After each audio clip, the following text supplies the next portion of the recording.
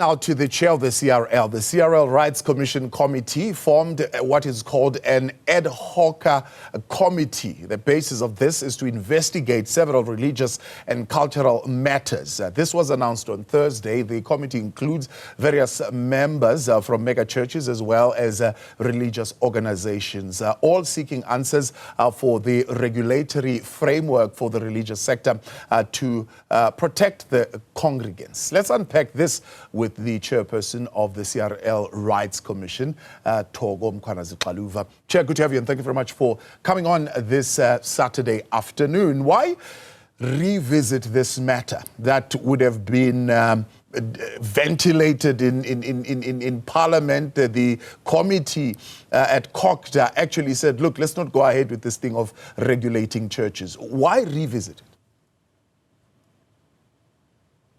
Well, we had, I would ask you to up your volume a bit next time you ask a question. But we have been working on this since around about 2014 as the CRL Rights Commission. We have looked at all the things that have been happening in this country. I don't need to name them.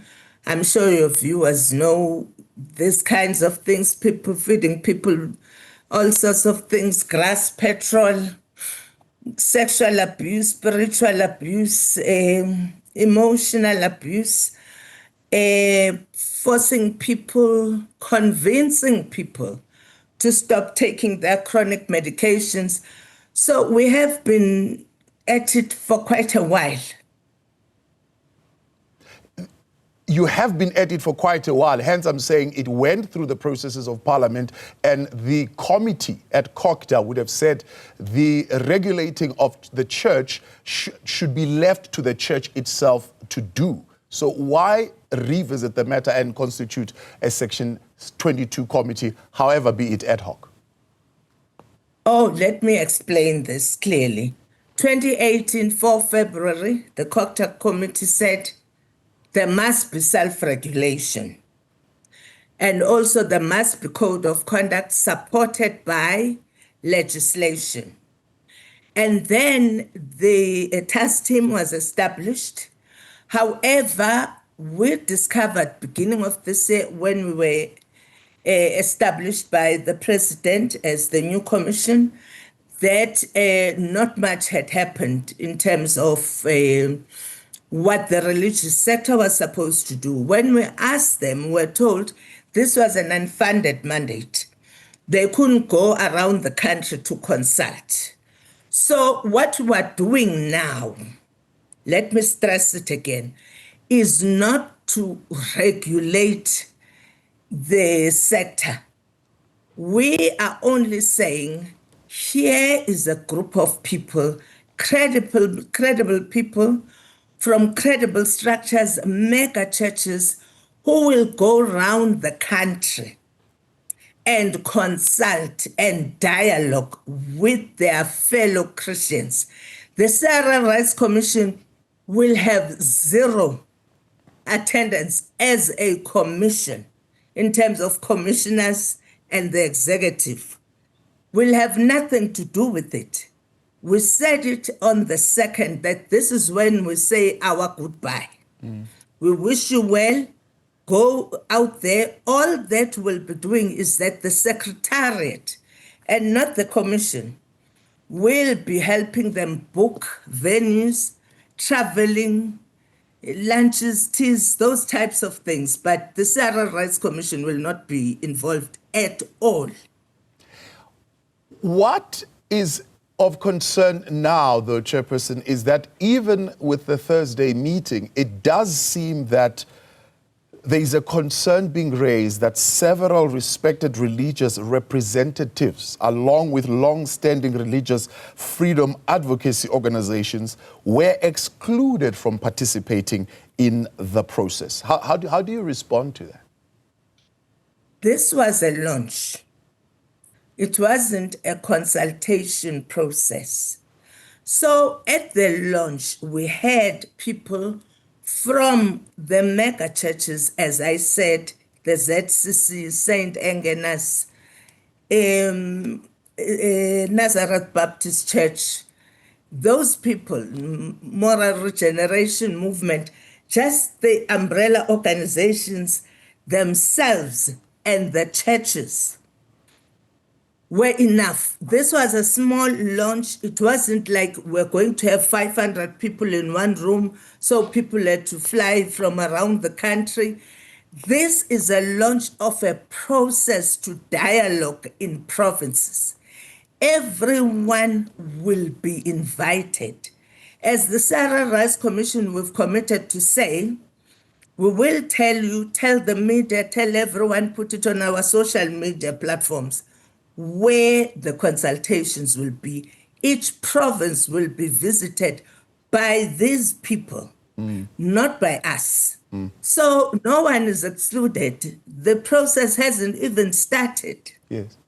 So the South African church defenders are not worried about the consultation process. They are worried about the formation of the committee. Hence, they would have written to the chairperson of COCTA, who I believe in his response expressed a similar concern raised by Dr. Apostle Mukuba on behalf of the South African church defenders, that you would have publicly excluded the participation of them in particular in this process.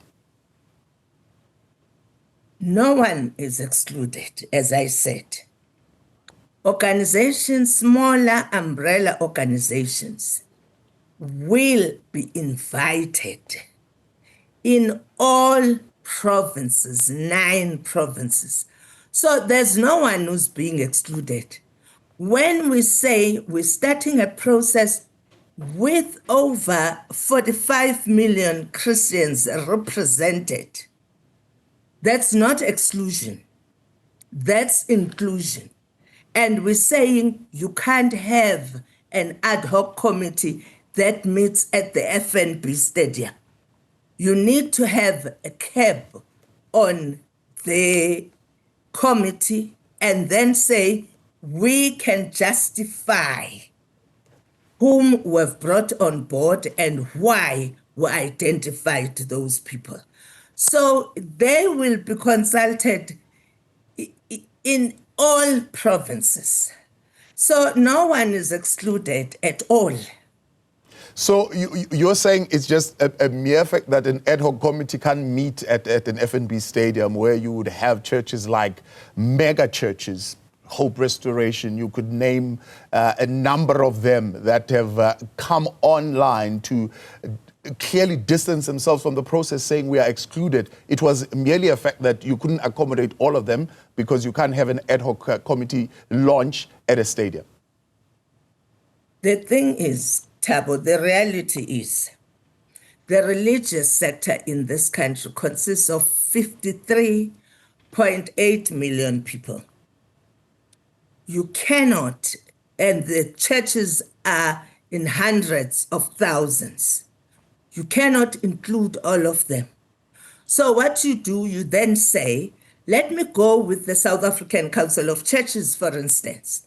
That has millions of people, and that has a lot of churches, mainline churches, and other churches attached to them. Go for the evangelicals, TIASA. That has millions of Christians attached to them.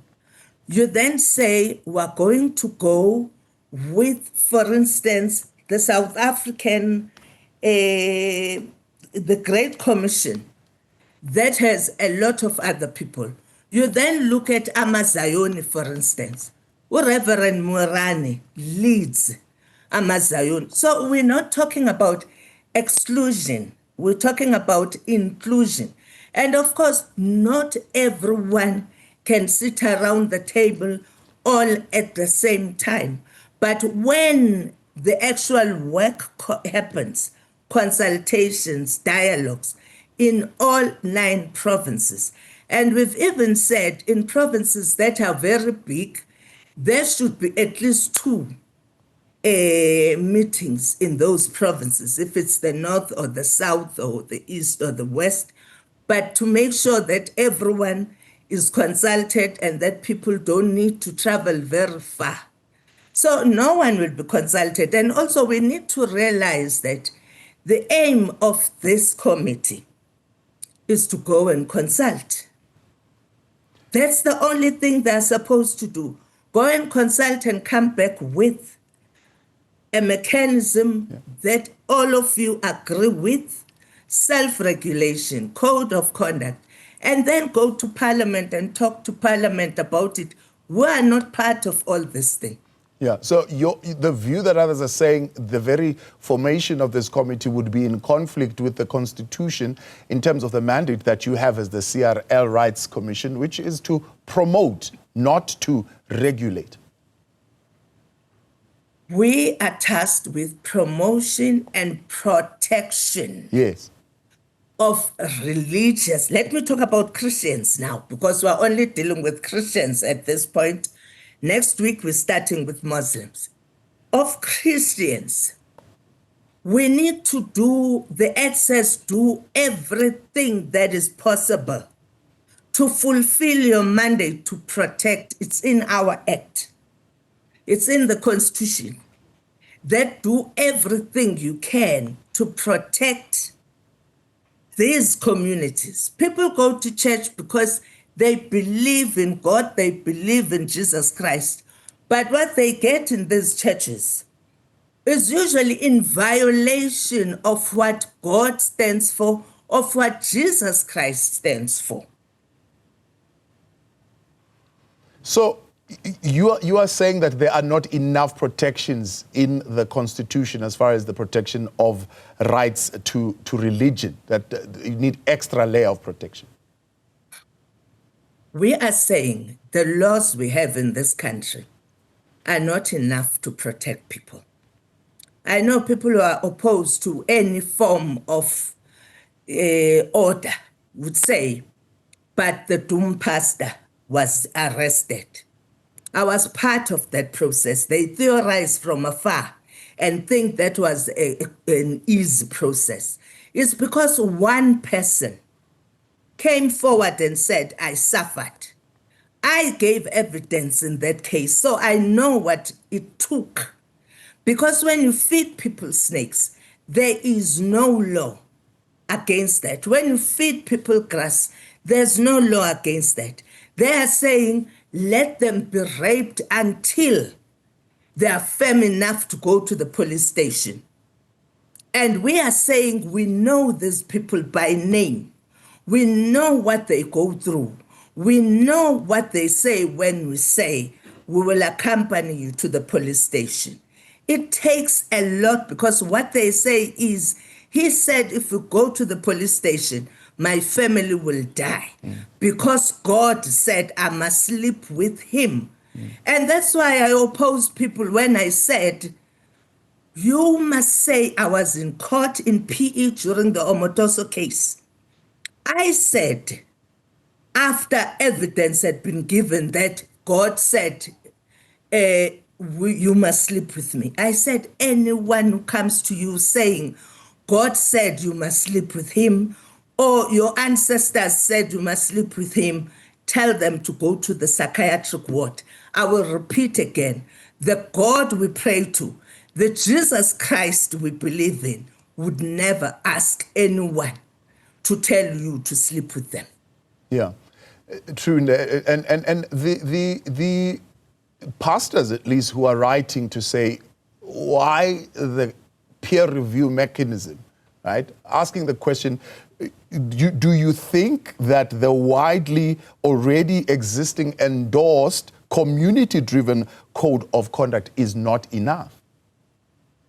I would say friendly things like, oh, wouldn't it be nice for you to stop doing these bad things, is not working for women and children and poor people out there. This thing of saying, oh, wouldn't it be nice if you behaved in a particular way? We all know it doesn't work. It doesn't work anywhere in this world we live in. We must have an enforceable behavioral pattern. When you feed people snakes, you must know that's not going to be the end. there will be something else that happens.